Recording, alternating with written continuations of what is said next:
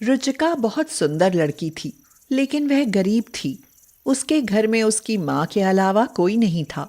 उसकी सहेली नताशा उससे मन ही मन जलती थी, क्योंकि वह रुचिका की तरह सुंदर नहीं थी। लेकिन रुचिका बहुत टैलेंटेड थी, इसीलिए नताशा उससे अपना काम निकालने के लिए चिपकी रहती थी।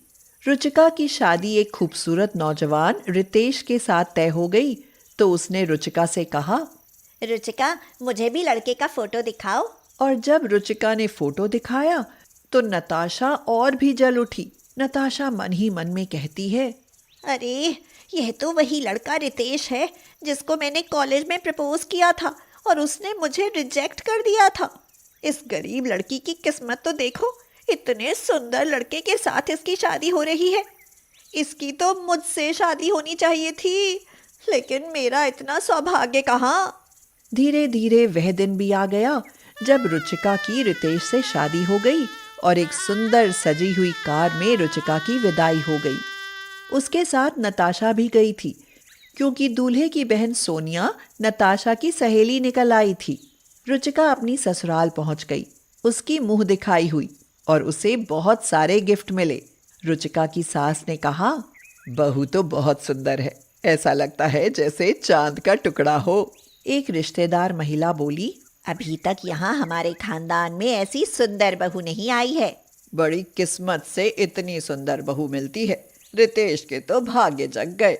बस सुंदरता के साथ साथ इसमें गुण भी अच्छे हो तो फिर सोने पर सुहागा बन जाएगा। रितेश रुचिका की तारीफ सुनकर मन ही मन बहुत खुश हो रहा था।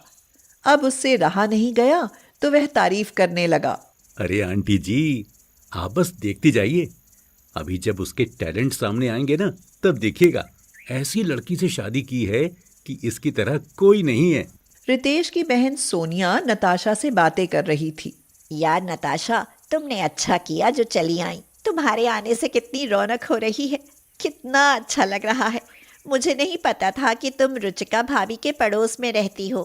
रियली यार सोनिया, मैं तो तुम्हारी भाभी बन सकती थी।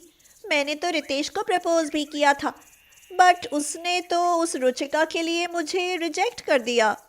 क्या सच में? तुमने मुझे पहले क्यों नहीं बताया? क्यों? पहले बताती तो क्या हो जाता? तो क्या रितेश मुझसे शादी कर लेता? ऑफ कोर्स, क्यों नहीं कर लेता? हम सब प्रेशर डालते हैं उस पर। हाँ, मैं तो दिलो जान से चाहती हूँ रितेश को, लेकिन अब क्या हो सकता है। डोंट वरी यार, मैं हूं ना। अभी भी तुम आ सकती हो भाभी बनकर। आओ मेरे साथ। सभी औरतें रुचिका की मुंह दिखाई करके जा चुकी थीं। सोनिया और नताशा रुचिका के लिए बार बार खाने के लिए कुछ ला रही थीं। अभी फिर से सोनिया और नताशा हलवा लेकर आईं। सोनिया ने कहा, लो भाभी हलवा, ये अभी खा लो। मेरा पेट बहुत भर गया है, उस पर इस हलवे में बहुत घी पड़ा है। लगता है कि ऊपर से घी डालकर हलवा तर कर दिया गया हो। गर्मी भी बहुत है। लेकिन सोनिया ने जिद की तो रुचिका ने उससे हलवा खा लिया। ओह, ये मेरे पेट में क्या हो रहा है? लगता है जैसे पेट में उथल पुथल हो रही है। दीदी, टॉयलेट कहाँ है? मुझे अभी तुरंत जाना है, मैं एक सेकंड भी नहीं रुक सकती। ओह, बाहर मेहमानों की बड़ी भीड़ है। अभी मैंने देखा है कि टॉयलेट में कोई है। बाहर और लोग वेट कर रहे हैं। ओह, फिर मैं क्या करूं? ऐसा करो, मैं रूम से बाहर जाती हूँ। तुम इस साड़ी के खाली डिब्बे में पेट खाली कर लो। मैं चुपके से फेंक दूंगी, किसी को पता भी नहीं चलेगा। ऐसा कहकर वह दुष्टता से मुस्कुराती हुई चली गई। रुचिका ने साड़ी के डिब्बे में शौच कर लिया, लेकिन थोड़ी ही देर के बाद उसका पेट फिर से उथल पुथल होने लगा। अब मैं क्या करूं? यहाँ तो कोई और नज़र भी नहीं आ रहा। टॉयलेट भी गिरा हुआ है। ऐसा करती हूँ, मैं दूसरे डिब्बे में शौच कर लेती हूँ। यहाँ तो साड़ी के बहुत सारे डिब्बे पड़े हैं। उसने अब दूसरे डिब्बे में टॉयलेट कर लिया। असल में रुचिका को तगड़े वाले 10 लग गए थे। उसने सारे डिब्बे शौच में खराब कर डाले। लगता है मुझे 10 लग गए हैं। मैं टैबलेट ले लेती हूँ। उसने टैबलेट खा ली। अब उसे थोड़ा आराम लग रहा था, लेकिन अब उसे उन डिब्बों की चिंता थी। सोनिया दीदी कहाँ चली गई? वे जल्दी से आकर इन डिब्बों को बाहर ले जाकर फेंक आए। अगर कहीं किसी को पता चल गया तो मेरी बहुत बदनामी होगी। लेकिन सोनिया का तो कहीं पता ही नहीं था। थोड़ी देर बाद नताशा आई, उसके पीछे सोनिया भी आई। उनके पीछे बहुत सारी औरतें आ गईं। एक औरत रुचिका की मुंह दिखाई करने के लिए आई थी। उसने रुचिका को गिफ्ट दिया। रिश्तेदार महिला बोली, लो यह साड़ी रख लो बहू। अरे लेकिन साड़ी का डिब्बा तो मेरे बेटे ने फाड़ डाला है। कोई बात नहीं चाची, उस कोने में तो बहुत सारे डिब्बे लगे हुए हैं, आप उनमें से कोई डिब्बा ले लीजिए। रुचिका डर गई। उसने मना करना चाहा। रहने दीजिए, मैं बिना डिब्बे की साड़ी में ही खुश हूँ। अरे चाची जी, ले लीजिए डिब्बा। और चाची जी एक डिब्बा उठा लाईं। जैसे ही उन्होंने वह डिब्बा खोला, तेज बदबू से उनका सिर भिन्ना उठा। वे दूसरा डब्बा लाईं, उसे खोला तो उसमें भी वही हाल था। फिर तो चाची जी ने सारे डिब्बे खोल डाले। अब तो चाची जी को उल्टी होने लगी। सारे मेहमान आ गए, रितेश भी अंदर आ गया। सबका एक ही सवाल था कि ये किसने किया। यहाँ भाभी जी के अलावा कोई था ही नहीं, ये इन्हीं का काम है। भाभी, मुझे बता दिया होता तो मैं आपको टॉयलेट ले जाती।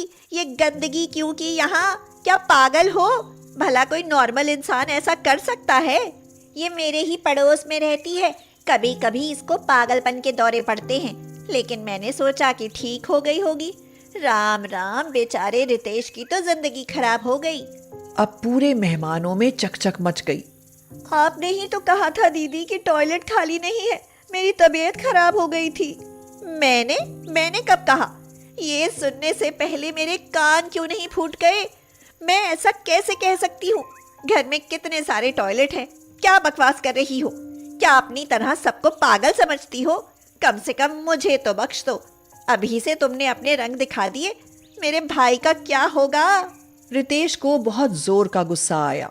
वह बोला, चलो रुचिका, मैं तुम्हें तुम्हारे घर छोड़कर आता हूँ। मैं तुम्हारी जैसी पागल लड़की के साथ नहीं रह सकता। रुचिका रोने लगी। रितेश उसे अपने साथ लेकर चला गया।